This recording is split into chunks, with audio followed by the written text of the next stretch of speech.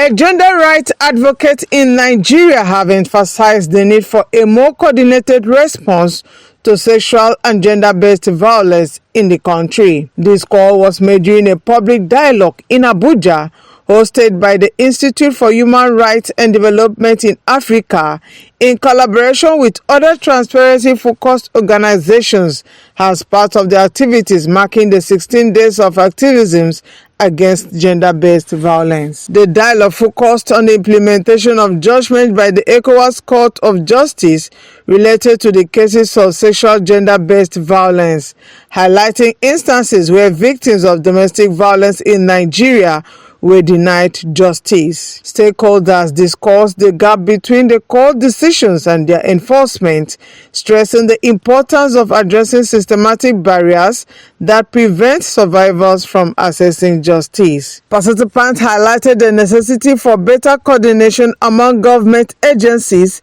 civil society, and legal bodies to ensure the enforcement of ECOWAS ruling and improve mechanism for addressing gender-based violence. They also expressed hope that the engagement would enhance public awareness of the ECOWAS Court's decision-making process and foster greater accountability in implementing its judgment. Gender-based violence remains one of the most visible and yet under-prosecuted violations of the rights of women and girls in our societies.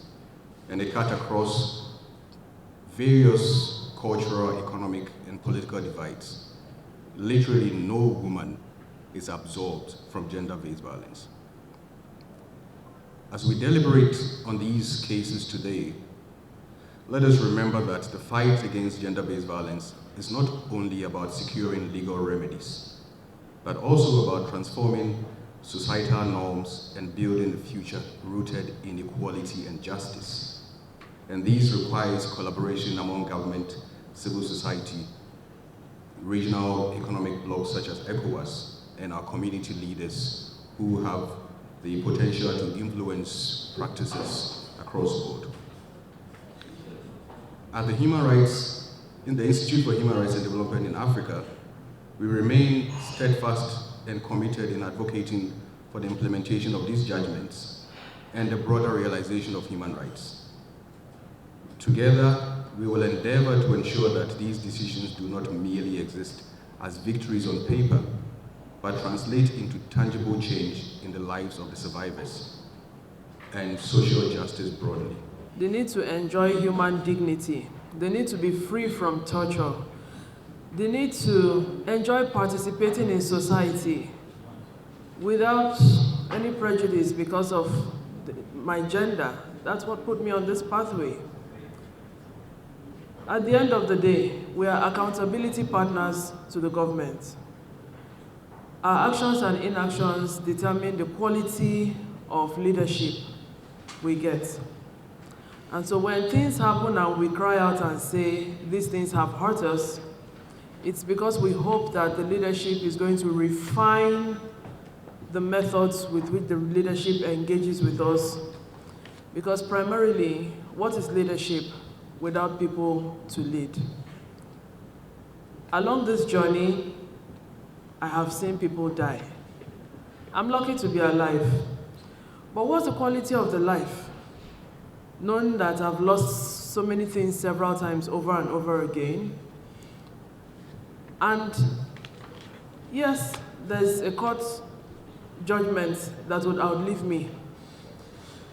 But if we don't get the damages awarded to us, it still feels like justice denied.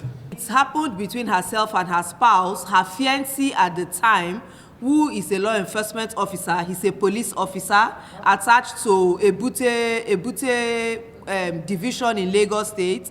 They were actually residing at the police barracks around the Shomolu Bariga axis of Lagos at the time. That was about 2012.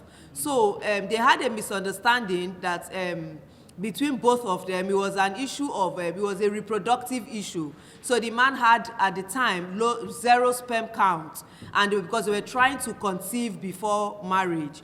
So one of those days when they were coming in from hospital, when they were going for their periodic checks and treatment, Mary Sunday being from Akwa Ibom State, her spouse at the time, Isaac Banyua from Benue State. So of course they had language barrier, so they do not understand each other's language. And on that fateful day, while they were coming back Sunday, while they were coming back from the hospital, Mary Sunday received a call from the sister, and of course she was interacting in her dialect. And of course you understand how men feel very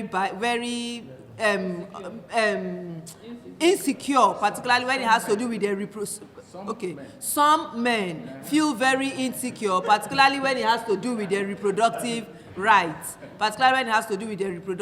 because of course you tell a man he has 0 sperm count, you know, they are very comfortable when you tell a woman that the woman is the cause of the lack of childbearing.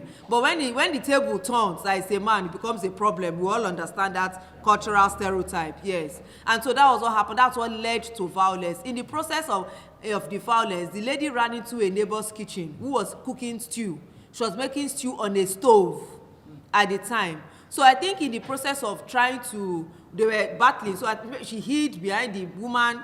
Long story short, the man lifted, you know what anger can be. It's a 1-minute madness that you don't know what you are doing. So in that heat of the anger, he just lifted the stove and the cooking stew on it and downed it on her. So from her head down, she lost all her hair, her ears, her 2 ears. Okay, there's no projector. I would have actually shown us her pictures before and after. She was a beautiful. Interestingly, prior to that incident, Mary Sunday herself had also gained admission into, had been admitted into police training school. Like, she was supposed to resume the police training school like a week or 2 weeks before the incident. Of course, that's how her career and her journey truncated. So, and then we started several efforts. We wrote to the Office of the Attorney General, to the Lagos State government, to the IGP office, all efforts to properly investigate and bring Isaac Banyua at the time to trial failed. So we went to the ECOWAS Court. Went to the ECOWAS Court with, we had partners from the IHRDA, Gambia and Wati. We also had other organizations who also came to support as a friend of the court, submitting their amicus curiae in the process.